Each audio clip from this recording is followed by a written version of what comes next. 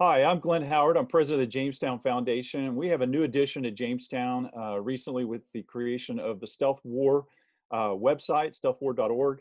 If you haven't visited, please join and check out the website. And we're featuring Jamestown board member, Brigadier General Rob Spalding, and he is going to be periodically sharing with Jamestown kind of his perspectives on what is happening in the world and related to China.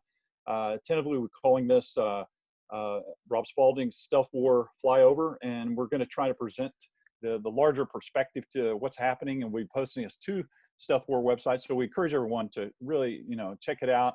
And if you're not following Rob on Twitter, please keep abreast of his news as he's tweeting.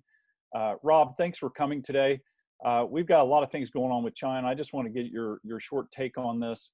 The United Kingdom recently announced that British Telecom was going to be removing Huawei equipment from their 5G infrastructure by 2027. As you know, the UK was leading proponent of kind of a middle way between the US and Chinese positions. And previously determined Huawei was kind of high risk, and now they've made a complete turn on this. So I just wanted to get your perspective on this. Is it related, do you think, to what China and the CCP are doing with the crackdown in Hong Kong? What is your take on this? So, one of the things that we have to be mindful of is that any kind of decision like this really takes a long time to get through a government bureaucracy, whether it be the United States or the UK.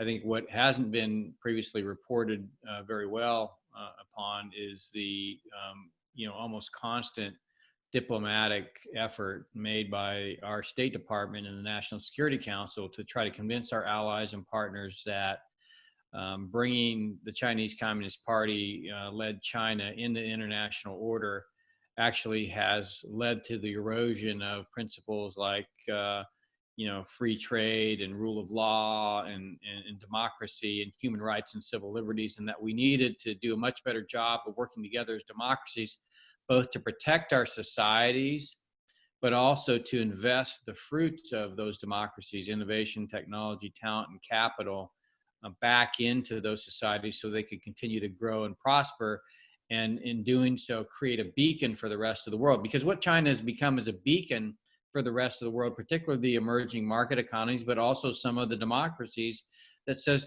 authoritarianism or totalitarianism is a much better political and social and economic model for governance. And because of the incredible economic, success that the Chinese have achieved, they have been successful in convincing not just the elites of the free system, but also many of the populations. And so, this diplomatic effort started in the first quarter of 2018. It's been extremely successful, but it takes time. So over 2 years now has been in the process. I was in Europe last fall, went to Berlin and Brussels, talked to German government officials, the EU, NATO. They all recognized, as a result of this diplomatic process, the danger that the Chinese Communist Party posed to their democracies. I think the UK is now finally beginning to, on both sides of their aisle, just like here in the United States, get the challenges that we face, particularly with regard to economics and data in the 21st century. And that's really what led to this ultimate UK decision. I do believe that not just what's going on with Hong Kong, but also the coronavirus, the Chinese Communist Party's influence and disinformation campaign in the aftermath, its effort to lock down and control PPE and masks, have all made it much easier for countries and governments like the UK to recognize the challenges that the Chinese Communist Party poses to their democracy. We've gone essentially in the span of just a few short months in 2020 from a stealth war to more of an overt Cold War methodology. When China was texting and tweeting and doing other social media posts in the aftermath of the coronavirus in March, trying to convince Americans that we were about to impose martial law, that really reflected a big change in how they typically do influence campaigns, and really made them look much more like the Russians. Hmm. So this is a big change for them. I think it was an important diplomatic win for the United States. Technologically, however, we still face the fact that when you say the word 5G today, what you're really implying is a Chinese, for the most part, designed and developed technology. The architecture, the industry all looks to not just Huawei and ZTE, but really China and its ecosystem for developing the future of telecommunications.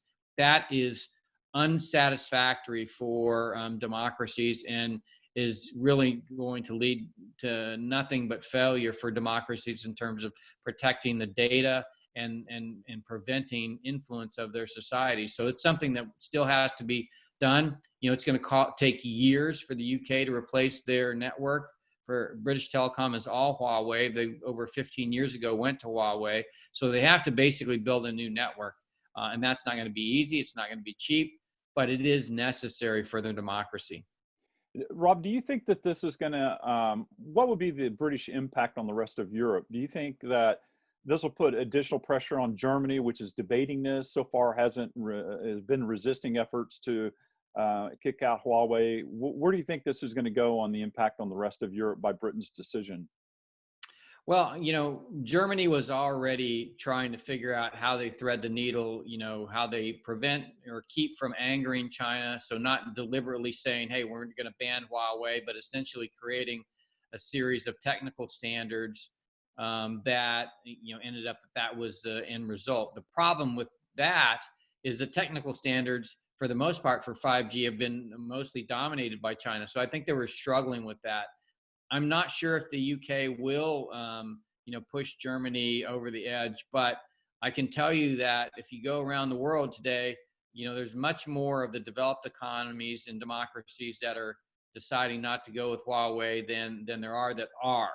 And the ones that haven't decided are really what we're talking about now. And some of them, have switched decisions, like the UK. So I think this is, where you're going to see Huawei is in the what I call the China-led group of nations that are part of this bipolar world that's emerging into this second Cold War. We are in, Kissinger said we're in the foothills of a new Cold War. We're not in the foothills. We're actually farther up the slope. Of course, the Chinese are on the top of the mountain looking down. So we're going to have to, get up to speed and really start to protect ourselves and work together as democracies. That is, that's a great overview, and I think you're spot on, because they're certainly looking down on us. I wanted to get to another question regarding them looking down on us, in that regards their access to chip supplies. Recently, there was a decision made by the Taiwan Semiconductor Manufacturing Company, TSMC, to halt supplies for chips to Huawei in September. Many analysts reported that Huawei doesn't really have an alternative to TSMC. Some have said that they got a stockpile of chips for about a year. I guess Huawei can survive without that. What is going to be the impact on this as non-U.S. chip makers? They have to apply for licenses to use American technology and tools for Huawei. So what is the overall kind of, how would does China have a stockpile to last it long enough? Does it, Well, so TSMC, of course, is probably one of the most dominant semiconductor manufacturing companies in the world today. Qualcomm is looked at as a great semiconductor company. In fact, TSMC makes their chips. And then 70% of the innovation comes out of the manufacturing process. So they really have taken a dominant lead. Some of the issues that are coming to fore in semiconductors is this move from kind of the current architecture, Intel-based architecture, to more of a neuromorphic computing that replicates kind of some of the workings of the human brain. These are the kind of advances in computing that are going to come. I think what you see in addition is Beijing working on quantum computing. They're talking about pushing money to SMIC as an alternative to TSMC. Of course, TSMC has announced that they're going to build a new fab in Arizona. the bottom line is TSMC is at the epicenter of a big struggle for the future of the semiconductor world. And I think, in terms of the United States national security, we have to win that. And it's really about reshoring some manufacturing capacity in the United States, but also partnering very strongly with allies and partners in a way that ensures that technology can then flow to China. So semiconductors is going to be one of the chief battlegrounds in terms of technology of the second Cold War, and it's one that we have to win. In DoD, industrial policy has the responsibility to figure this out. Unfortunately, we're not at the level in terms of confidence or the ability yet to really fully understand how to utilize the authorities that the Department of Defense has to make these kinds of things happen. We're still kind of in the twilight of globalization, and we need to figure out how to have an industrial policy that protects the United States industrial base and that really focuses incentives on companies in the United States and in allied countries to rebuild a supply chain that we can be assured that is not infected with Chinese Communist Party technology. And one of the ways the United States can help develop that industrial policy is, I think you've been a big advocate of delisting companies from the New York Stock Exchange, and SMIC, the Chinese chip maker, was recently delisted. So will these type of industrial policies by the United States, you think that eventually in the long run is going to really set them back? Yeah, well, so I mean, the chief challenge we have is this flow of innovation, technology, talent, and capital to China. Once we eliminate the flow of those things and we redirect them into the United States and other democracies, then you're going to see a real change in the economic competitiveness of democracies vis-a-vis the authoritarian side of the bipolar world. So this is the effort that the national security strategy kind of directs us on. And we've been doing that for almost 3 years now, and I think to great effect already. I think you're going to see a lot of reshoring in the next 3 to 5 years, and that'll be well received in the United States.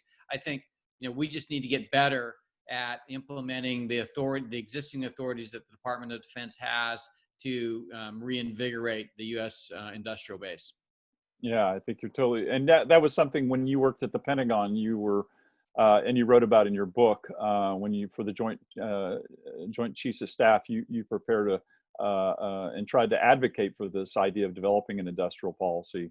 And that was kind of a novel idea at the Pentagon at the time, I remember. Yeah, and we stood up the Office of Commercial and Economic Analysis in the Air Force that's really focused on understanding the threat to our industrial policy. That they're a great resource for information for the Department of Defense to understand the things that need to be done, to right the ship. Absolutely. Before we go, I wanted to ask you about the situation with the Houston Consulate. It's certainly been in the news. They've been ordered to vacate. The Chinese have been ordered to vacate it within the next 72 hours. And apparently there's a lot of smoke clouds hovering over the Chinese consulate now as they're burning things. What's your take on that situation? Well, when I saw that last night, my sense was that when you burn documents is when you're being overrun in an embassy situation. Of course, then we found out that they'd been given 72 hours to vacate. There has been reports that part of the reasons for having to vacate were they were involved in some of the political activism, potentially some of the riots and looting that have been going on. We do know, for example, that 40% of the social media posts surrounding the coronavirus have been done by bots, and same thing in terms of the rioting and looting. So more to come from that to see what role the consulate in Houston was playing. One other thing. Houston is, there's a lot of medical research going down in Houston. So all that paper could have been essentially medical secrets that had been pilfered from the technology companies that are operating in Houston. Again, we won't know more until the State Department puts out a statement, or the Department of Justice. We're not sure when that's going to come, but it definitely was interesting. And how do you see the Chinese retaliating against the U.S.? Will they do something similar against the U.S.? Well, our footprint in China right now is actually quite light because of the coronavirus. I could see them, closing the consulate. My guess is they're going to close the consulate in Hong Kong. The consulate in Hong Kong actually has a military detachment, defense attaches. I could see them closing that. That's where I think. So you think Hong Kong might be the next target then? Right. Yeah. Well, listen, thank you, Rob. You've been gracious with your time. We're going to have you more revealing more information posted to your website and touching base with you, getting your take on the situation with China and stealth war. So appreciate you coming on and spending time with Jamestown today. And we look forward to seeing you again. Thanks so much. Thank you.